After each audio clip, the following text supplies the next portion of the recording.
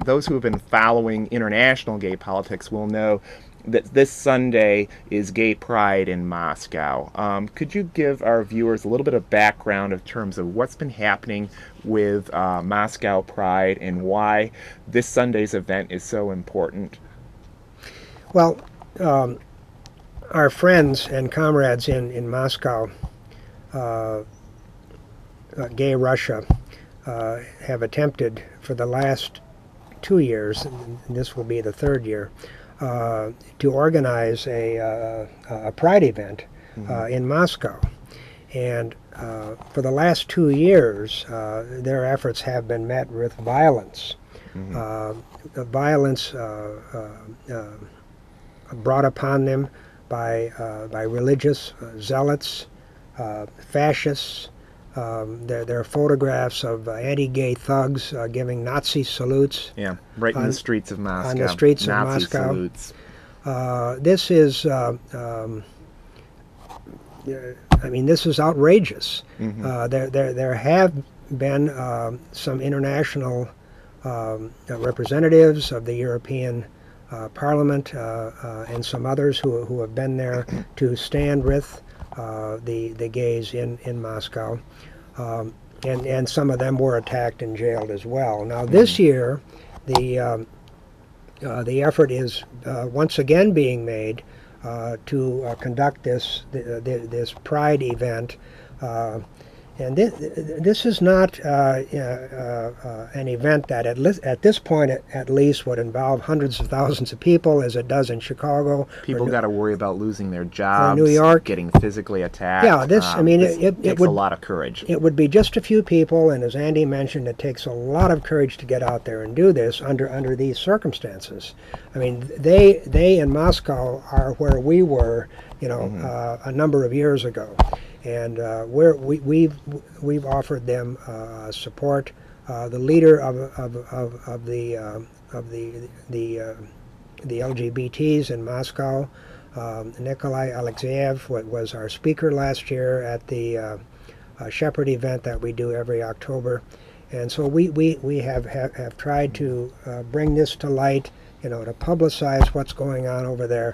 This year, the new president of Russia has Medvedev, yeah.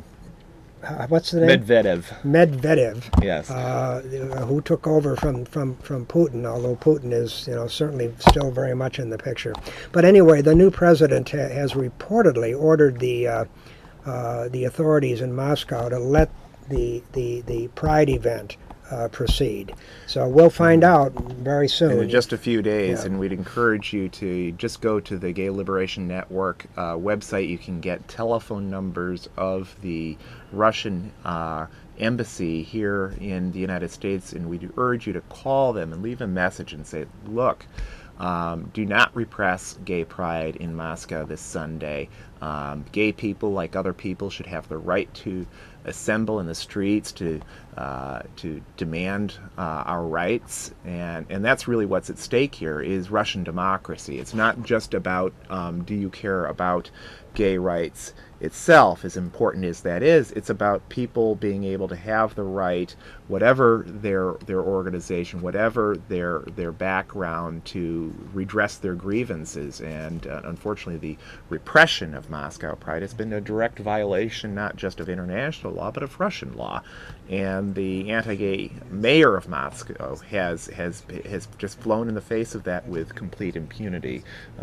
Fortunately, there are some cases before the European Court, which will be heard someday, that will be challenging the Moscow mayor's repression of pride in past years. It's frankly a miracle that people have not been very seriously hurt or even killed in the past couple of years that they have tried to do this. And so I think we really have to take our hats off to the gays and lesbians and bisexual and transgender folk of Moscow for doing the sort of things that it takes to win rights in the first place, and that's getting out in the streets and organizing for it. Yeah, this is really the key thing here, that we in the Gay Liberation Network want to advance is the strategy for making social change.